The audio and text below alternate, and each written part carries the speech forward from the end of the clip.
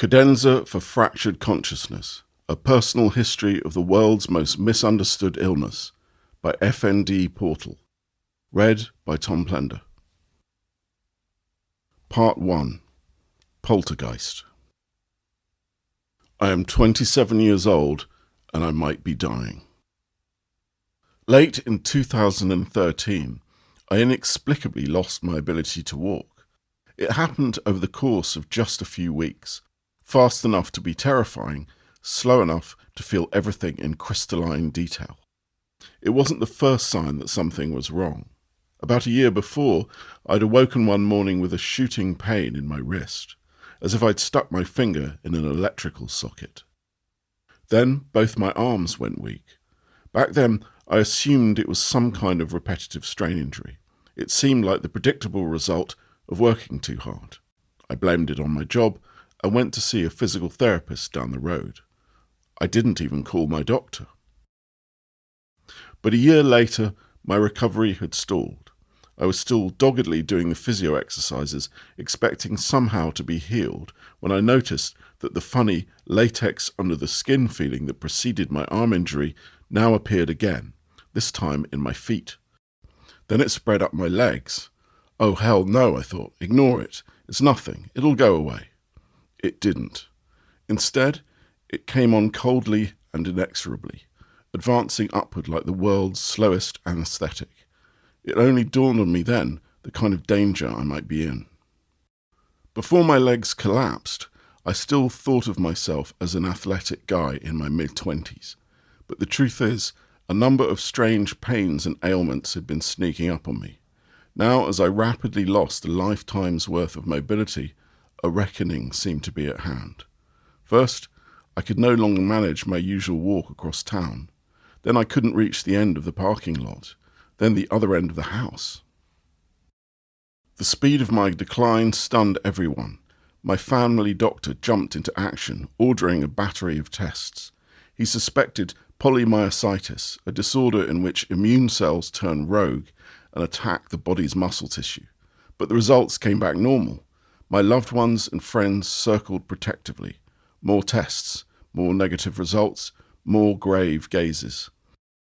I didn't know anything about medicine at the time, but wondered, don't disorders like MS take much longer to ravage the body? What affliction moves at this speed? What if it attacks my breathing muscles? Every specialist was mystified. They ran more tests, charged thousands of dollars, tripped over themselves, pushing me out the door to progressively less likely departments.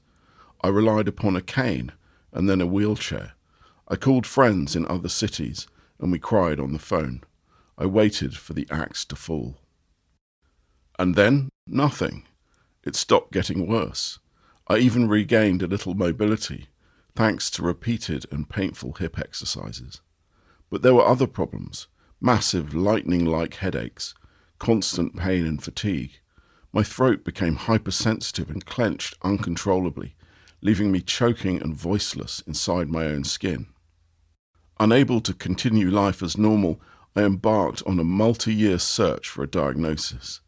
Then, in 2017, having spent nearly a decade as a medical anomaly, having seen dozens of doctors, having had my blood analysed for everything from HIV to ultra-rare autoimmune disorders, having catalogued my symptoms and taught myself anatomy and basic neurology, having tattooed on my body that I was prepared to die, I finally found myself sitting before a panel of elite scientists at the top rare disease research hospital in the world.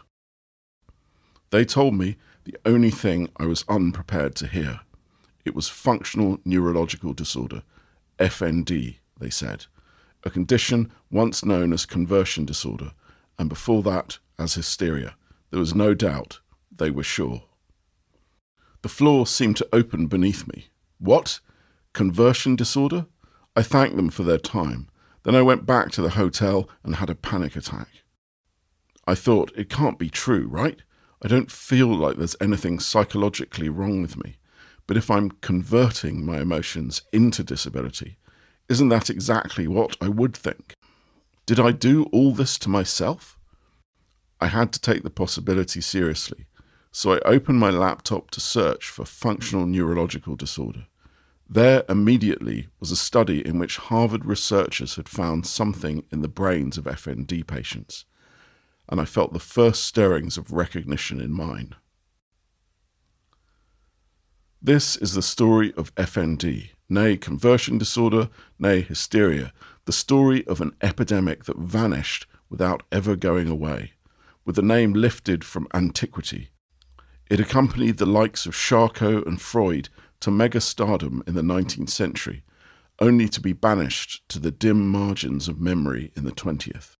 Now, as tectonic shifts in brain science converge with the social struggle for a more just and equitable healthcare, hysteria has returned once again.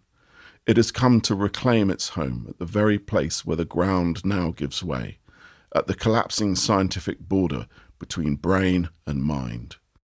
As hysteria, the disorder once transformed society's understanding of mental and physical illness.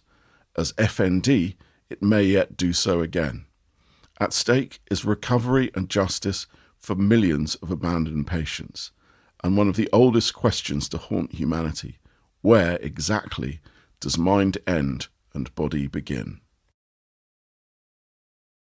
As though anatomy doesn't exist. You'd think FND would be hard to miss. A person suffering from it may get violent seizures, their body contracting and convulsing against their will. They may find a limb suddenly weak or paralyzed. Some lose the ability to speak or walk. They may become chronically dizzy, collapse in sudden drop attacks, or endure storms of phantom electric shocks. For some people, the body curls into a fixed posture and freezes that way. I woke up one day and felt weak on my left side, said Mary. I just felt maybe I was getting sick or something. When I couldn't hold onto my fork to be able to cut up my chicken, I knew something was wrong. If these symptoms are dramatic in their expression, however, they can also be strangely elusive in their meaning. They often closely resemble other neurological disorders, but aren't really like other disorders at all. Mary's experience is typical of someone who has had a stroke, but when she underwent neurological testing, there was no sign of stroke in her brain. FND symptoms don't just defy doctors' attempts at medical explanation. At first glance, some appear to be physically impossible. People with functional blindness, for example, can experience patterns of visual loss that defy the laws of optics. Yet they are not faking and aren't simply imagining that they have a problem. Their blindness is real. One might expect such a bizarre phenomenon would provoke a barrage of news coverage and medical investigations. For all its fireworks, however, FND is a disorder that society seems curiously unable to see. This is especially odd given that it's one of the more common brain disorders worldwide, potentially the second most common reason people see an outpatient neurologist, and at least as frequent as Parkinson's or MS. Doctors meet people with it every day, yet for many people it can take a decade to get a diagnosis, if they ever do at all. Most people who have heard of hysteria, the condition now known as FND, believe it to be a relic of the 1800s, if it ever existed at all. Studies show just how mistaken that notion is, however. FND exists, it is very common, and it is involuntary, says Dr. Kim Bullock, a neuropsychiatrist at Stanford University. In 2006, Dr. Mark Hallett, the head of the NIH's Human Motor Control Unit, described the failure to reckon with FND as a crisis for neurology. One recent study found that functional neurological disorder generates an estimated $1.2 billion in US healthcare costs per year, factoring in only emergency department and acute inpatient care. In other words, the disorder formerly known as hysteria has always been with us, but we are only lately relearning to see its face. As an international panel of experts recently put it, FND has been hiding in plain sight. In an ironic parallel, doctors who encounter people with FND often have trouble processing what they're seeing. The disorder doesn't show up on typical brain scans, and the symptoms don't seem to make sense. Is it a real biological disorder, or is it just all in your head? Caught between the poles of this false dichotomy, many physicians fail to understand or even recognize a condition that flagrantly refuses to stay categorized. Today, this controversy is playing out online as well. How can a single disorder be triggered by both COVID-19 and its vaccine? The debates raging on Twitter and in YouTube comments are, it's either real, physical, or it's faked. And it's not either of those things, says Dr. Tim Nicholson, psychiatrist at King's College London. It's functional. It's a different thing altogether. There's a third option. Therein lies the problem. For the last 100 or so years, medicine has tried, often semi-covertly, to make sense of FND as either only a psychological problem or only a physical disease. But FND, the biological phenomenon, far predates modern medicine, and the institutions that grew up around it, neurology, psychiatry, psychology, have never captured it completely. Instead, FND has beaten generation after generation of humanity's best scientists. The question is whether this time will be different, and whether, as a society, we're willing to learn from the errors, failures, and sexism that brought us to this crisis point today. Vanishing Act. Rest assured, hysteria is coming along, and one day it will occupy gloriously the important place it deserves in the sun. Jean-Martin Charcot to Sigmund Freud, 1888. The Middle Ages were a bad time to be a hysteric, or even to stand near one. At the time, symptoms of FND were often considered the work of witchcraft.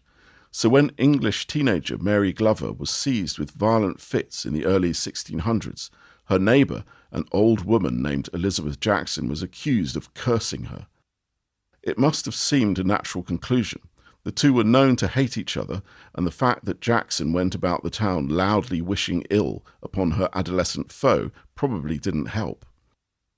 At the trial, physician Edward Jordan appeared for the defence. He argued a different theory, that Glover suffered from a natural bodily disease rather than a supernatural affliction. His appeal to reason failed. The judge essentially declared that he knew a witch when he saw one, and Jackson, he said, seemed very much a witch indeed. Jackson was hauled off to jail. But Jordan wasn't done yet. In the aftermath of the trial, he wrote A Brief Discourse of a Disease Called the Suffocation of the Mother, a book which helped popularize the concept of hysteria in Europe. He argued that the apparent symptoms of demonic possession, suffocation in the throat, croaking of frogs, hissing of snakes, frenzies, convulsions, hiccoughs, should not be imputed to the devil, but were rather a sign of explicable disease. Jordan hadn't pulled this theory out of thin air. He drew on earlier scientific texts by ancient Greek and Roman writers. While the ancient Greeks, contrary to popular belief, never recognized a disease called hysteria, they did write about a series of womb disorders, hysterics pinics, hystera, and so on, that subsequent scholars combined over time in a centuries-long game of telephone. European doctors following Jordan came to see these ancient maladies as one single, newly conceived thing, hysteria. The amalgamated diagnosis of hysteria was thought to be an exclusively female disorder, one in which a woman's womb rampaged through her body like an animal, leaving medical chaos in its path, and allegedly giving rise to outbursts of emotionality. If the scientific foundations of the theory were unsteady, its value for physicians like Jordan must have been clear. It offered a more scientific explanation, a way to explain what happened to someone like Mary Glover in witch-free terms. As hysteria returned from the realm of the supernatural, it caught the attention of scientists in the still young field of neurology. Rather than attributing patients' symptoms to a wandering uterus, they thought the cause more likely to be situated in the brain. Their pursuit of the wraith-like hysteria intensified over the next 150 years, finally reaching an apotheosis in the late 1800s among the storied wards of Belle Epoque Paris. It was a time of hypnotists, seances, and the telegraph. Invisible forces seemed to be everywhere. It was also a golden age in the scientific quest to understand hysteria, due in part to a stout, bulldog-faced man working in Paris's Salpêtrière Hospital. Jean-Martin Charcot, known as the father of modern neurology, was already well regarded in his day. He either named or was the first to describe several famous diseases, including multiple sclerosis, Parkinson's, and ALS. He also took a passionate interest in hysteria. Under Charcot's watchful eye, the diagnosis of hysteria assumed a more definite form, coalescing into a cluster of symptoms that are still recognizable today. Charcot was especially famous for his method. He observed patients carefully and kept exhaustive notes. He tested them for tricks and fakery. Then he studied the brains of the deceased, correlating sites of visible damage, or lesions, as they are formally known, with the symptoms suffered in life. In this way, he understood the landscape of the brain, much in the way neurologists do today. If your left leg was paralyzed, he knew where the damage was likely to be. He also investigated the mechanisms of hysteria with his usual rigor. Unfortunately, it refused to play by the rules. Patients' symptoms morphed, moved around the body, or vanished entirely. When someone lost the use of an arm, Charcot would afterwards find no brain lesion in the expected place. In dramatic masterclasses, which now feel like gaudy spectacle, he demonstrated to crowds of Parisian celebrities that things got weirder yet. Hysterics could be made to spasm or collapse through hypnotic suggestion alone. Whatever this was, it wasn't a typical brain disease. So rather than blaming symptoms on damage to the brain structure, as in a typical neurological disease, Charcot proposed a functional or dynamic lesion. This neural poltergeist moved about the brain, temporarily impairing brain areas and producing symptoms that were the same as if the patient had been injured in that spot. In other words, Charcot said, there was no large-scale cell death to be found in the brains of hysteria patients. There was instead a kind of glitch in the machine, causing the person's nervous system to short-circuit while leaving the basic wiring intact. These revelations captured the Parisian imagination, much the way that CRISPR and artificial intelligence fascinate us today. They also made a deep impression on one of Charcot's students, a young neurologist named Sigmund Freud. Freud looms large over any discussion of hysteria because he so transformed the study of it, and because we are in many ways still living in his world. Freud was a keen investigator and wrote with genuine sympathy for his patient's plight, but he also left behind a deeply problematic legacy that still produces medical harm for people with FND today. Freudian constructs have also exacerbated inequality in many aspects of women's lives, from social roles and sexuality to public understanding of women's health. But all that was still to come. In 1895, Freud and co-author Joseph Breuer had just published Studies on Hysteria, an explosive new narrative that proved so vivid it still lingers in the public mind. Like researchers before them, Freud and Breuer noticed that hysteria patients often suffered traumatic events in childhood. They then took this observation one step further. According to Freud, hysterics had unwittingly created their own symptoms by suppressing traumatic memories from consciousness. In so doing, they converted the traumatic idea's psychic energy into real physical symptoms. The thought vanished, the symptom appeared. The splitting of the consciousness is a deliberate and intentional one, he wrote, but the actual outcome is something different from what the subject intended. What he wanted was to do away with an idea, as though it had never appeared, but all he succeeds in doing is to isolate it psychically.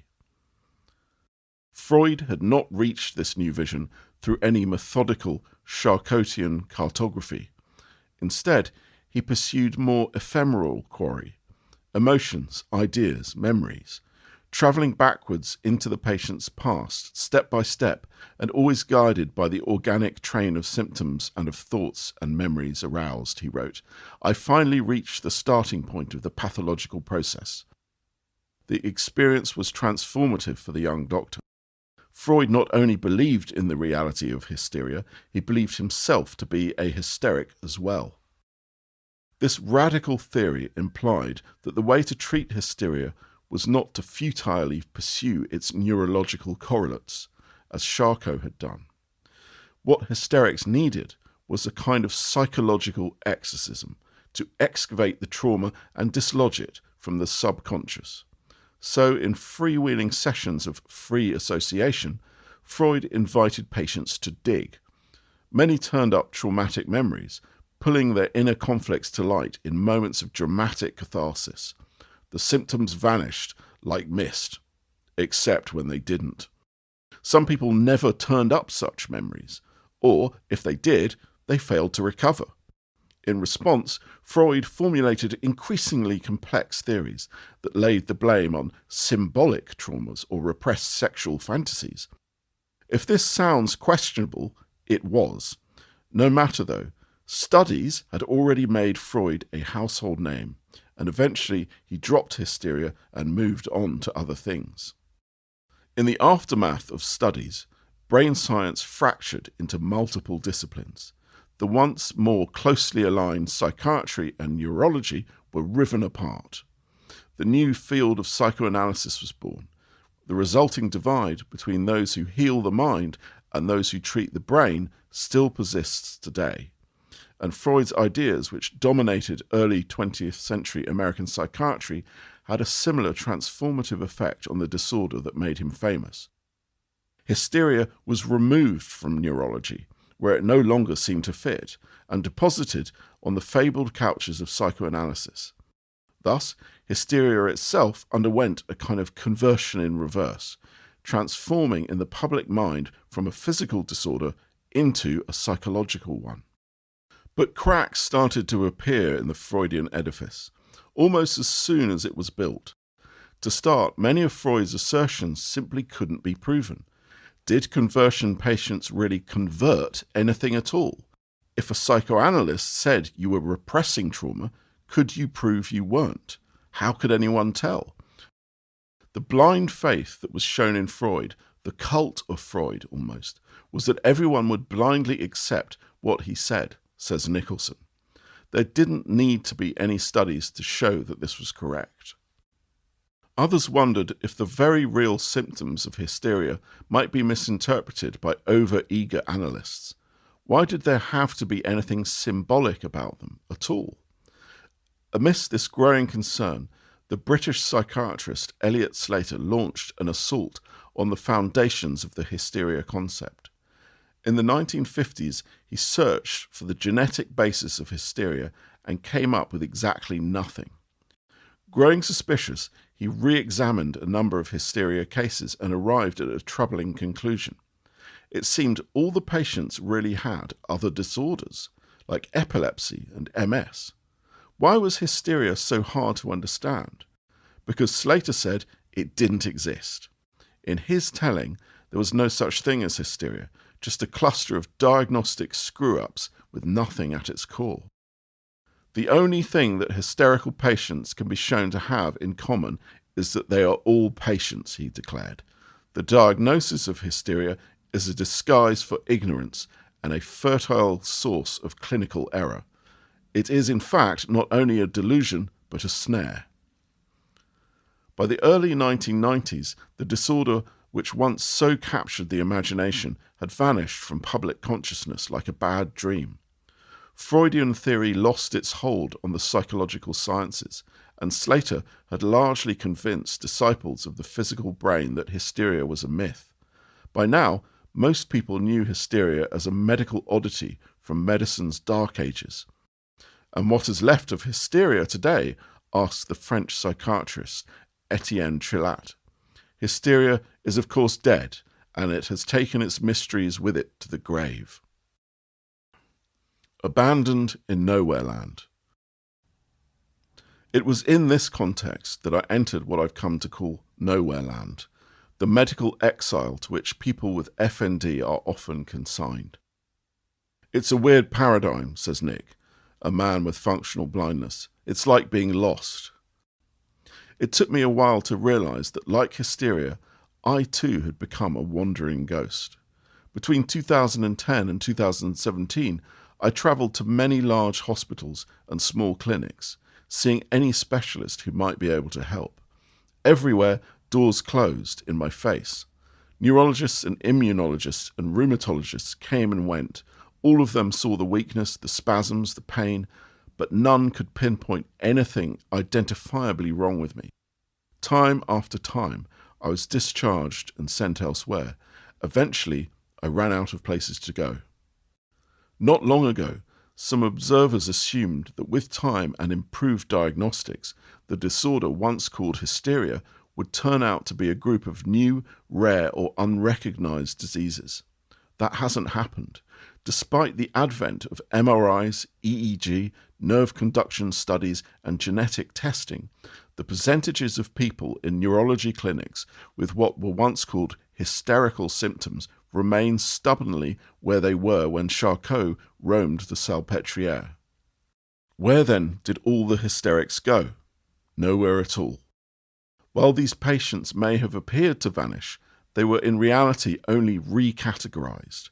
They became part of the undifferentiated throngs of people who seek help for unexplained symptoms every year. The staggering 30% of patients whose symptoms neurologists call not at all or only somewhat explained by organic disease. This was in some respects a willful act of unseeing. Rather than vanquishing hysteria by curing it or finding other diagnoses that were truly a better fit, medicine simply determined that people with these symptoms, which doctors called non-organic, didn't count. In Nowhere Land, brutal and demoralizing experiences are common.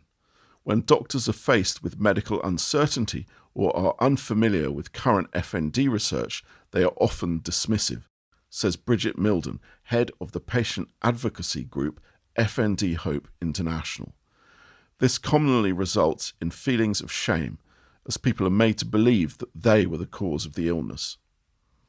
Every time I tried to get help, I was laughed at by doctors, says Nick. The neurologist said, "You don't have anything. You're wasting my time even being here. Why don't you tell me why you walk the way you do?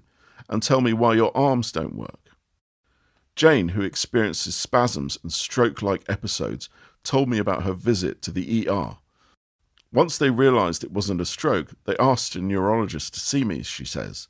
He sat on my bed, pulled a face and said, "We can all pull faces." These testaments of harm, nearly ubiquitous among people with FND, are now surfacing in the research literature as well. In an editorial in the Journal of the American Medical Association, Yale University neurologist Dr. Benjamin Tolkin surveyed FND patients and found consistent reports that doctors routinely accused them of faking their symptoms, disparaged them, and even inflicted minor injuries on them in efforts to prove their symptoms were fake.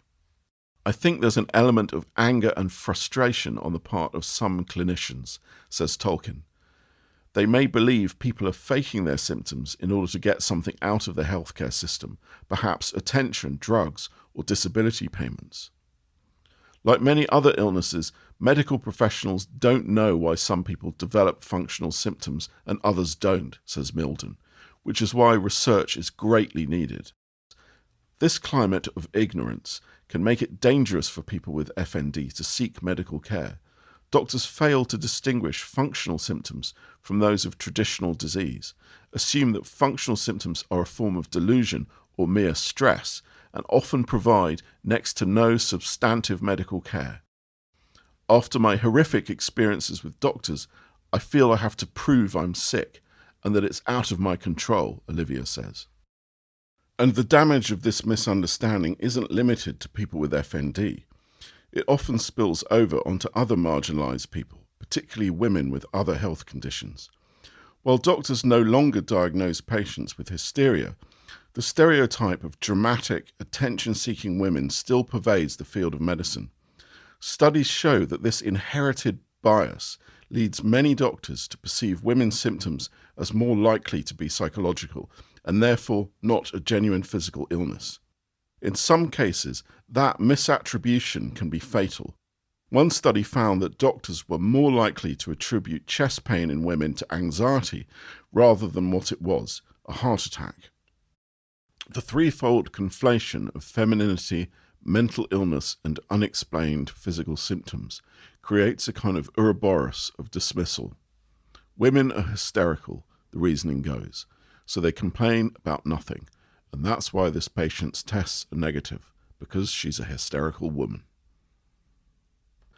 This implicit bias drives disparities in how women are treated in medical settings. Men are more likely to be given physical or organic diagnoses. Women are more likely to be given psychological or non-organic ones, and to go longer without a diagnosis of any kind. These failures stem from long-standing sexist biases in Western medicine, but they are also failures of dualism, the philosophical foundation upon which these sexist medical sorting practices rest. Dualism, a school of thought that categorically separates mind and body, was most famously championed by the philosopher René Descartes, who proposed that humans have a material brain, a physical thing you can lift out of a skull, and an immaterial mind, which exists separately, perhaps even beyond the material world. This idea is now known as Cartesian dualism.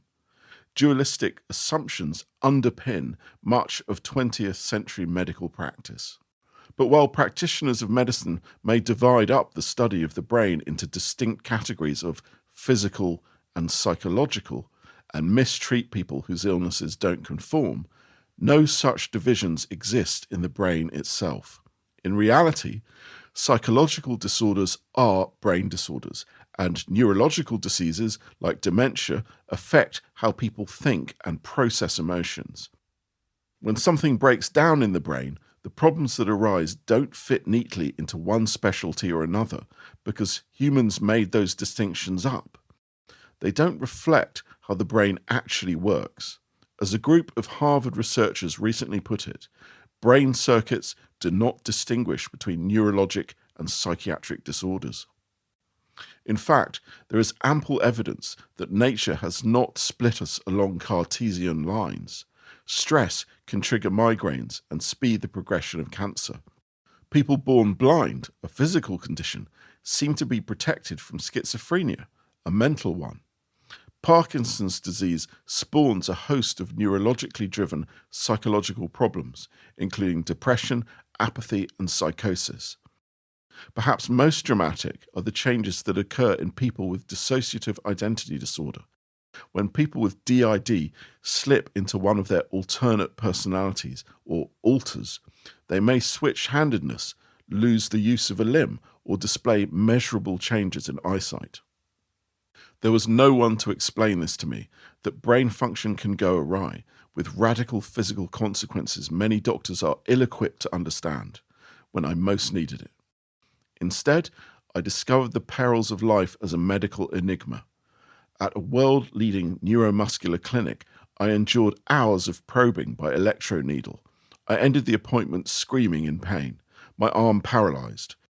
Out of desperation, I later visited a homeopath, only to discover she was selling quack bioresonance cures to people dying of incurable disease.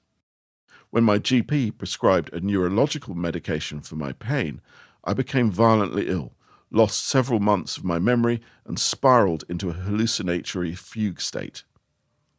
Finally, I reached for the only option I had left, a long-shot application to the NIH's Undiagnosed Disease Network, the top undiagnosed disease research program in the world. At that time, the program had only accepted and diagnosed about 300 patients. I was about to become one of them. Just before Halloween 2017, my partner and I stood gawking in the lobby of the NIH's Clinical Centre in Bethesda, MD. The building known as America's Research Hospital is massive, 2.5 million square feet, 9 miles of corridor. After passing through security, we wandered the cavernous atrium where throngs of pint-sized witches and ghosts trick-or-treated through the hallways, toddling beside a parent or pushed along on stretchers. The secretaries gave them candy out of plastic jack-o'-lanterns. Then we took a deep breath and rode the elevator up to the human motor control clinic, where my world inverted. After an initial exam by a young doctor, I was brought before an assembly of several dozen scientists. Some had flown in from other countries to be there. They asked me, did I think this might be a brain disorder? Yes, I said, but every previous doctor seemed to disagree. All the MRIs had come back clean. A clean MRI isn't the end of the story, someone said. At the front of the room, Dr. Mark Hallett, the head of the Human Motor Control Unit, sat next to me. He demonstrated in Charcotian fashion that I had give-way weakness. My leg would collapse if you pushed on it. He seemed to have an intuitive sense for what I had. It seemed to be going well. Then I was brought back to the exam room, where the first doctor in private told me that I had functional neurological disorder. A bell went off dimly in my mind. I thought I'd heard of this. Did he mean conversion disorder, I asked. Yes, he said. Kind of. At the prospect of conversion, I broke down. I thought they meant that I didn't have anything, or that I'd acted out of some kind of delusion, instead of dealing with my emotions. The reality of my own life seemed to flex beneath me, as if I stood on floorboards suspended over a vast void I only now realised was there. I didn't know it at the time, but my own personal crisis replicated the science of medicines in miniature. If I was desperate to know what box FND should go in, biology or psychology, it was because I needed to know whether I was, in fact, crazy. But the old paradigms held no answers. FND can walk through walls. And what felt inevitable and permanent, the codifying of brain disorders into physical and psychological, the banishment of seemingly paradoxical conditions like mine from the purview of medicine, the death of antiquated concepts like hysteria was only a moment, and like all moments, it was fated to pass, thanks to long incoming advances in brain science, and thanks as well to FND, the great disruptor, the monster that feeds on medical hubris, the chameleonic phantom that breaks the strongest among us and acts, as Freud once remarked, as if anatomy doesn't exist.